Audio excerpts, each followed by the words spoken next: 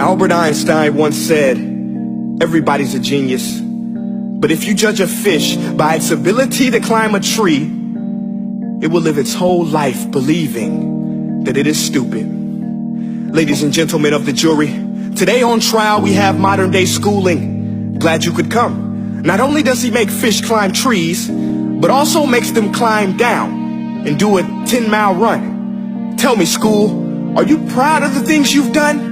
Turning millions of people into robots, do you find that fun? Do you realize how many kids relate to that fish swimming upstream in class, never finding their gifts, thinking they are stupid, believing they are useless? Well, the time has come, no more excuses. I call school to the stand and accuse him of killing creativity, individuality, and being intellectually abusive.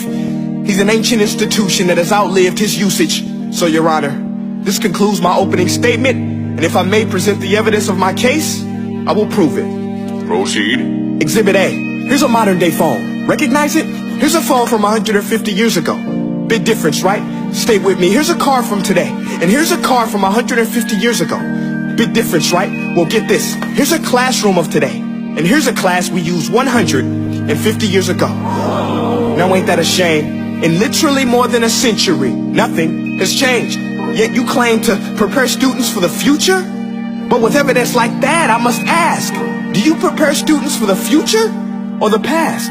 I did a background check on you and let the record show that you were made to train people to work in factories, which explains why you put students in straight rows, nice and neat, tell them sit still, raise your hand if you want to speak, give them a short break to eat, and for 8 hours a day tell them what to think.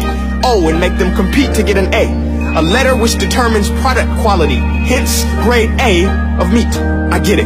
Back then, times were different. We all have a past. I myself am no Gandhi. But today, we don't need to make robot zombies. The world has progressed. And now we need people who think creatively, innovatively, critically, independently, with the ability to connect. See, every scientist will tell you that no two brains are the same. And every parent with 2 or more children will confirm that claim.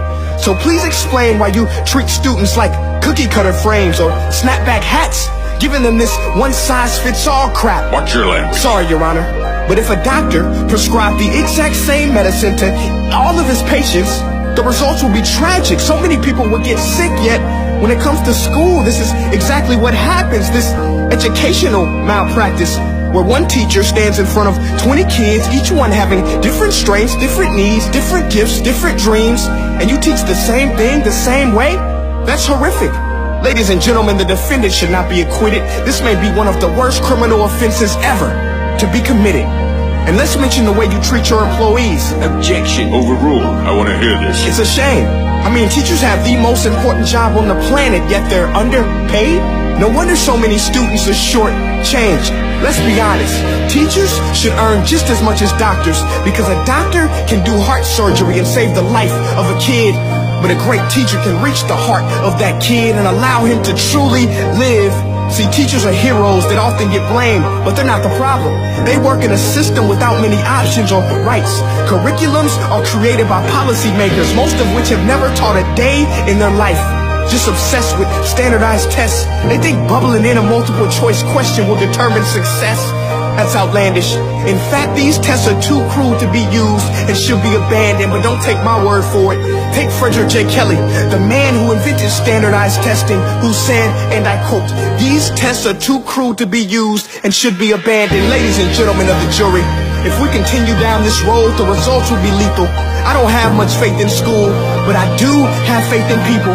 And if we can customize healthcare, cars, and Facebook pages, then it is our duty to do the same for education, to upgrade it, change it, do away with school spirit, because that's useless. Unless we're working to bring the spirit out of each and every student, that should be our task.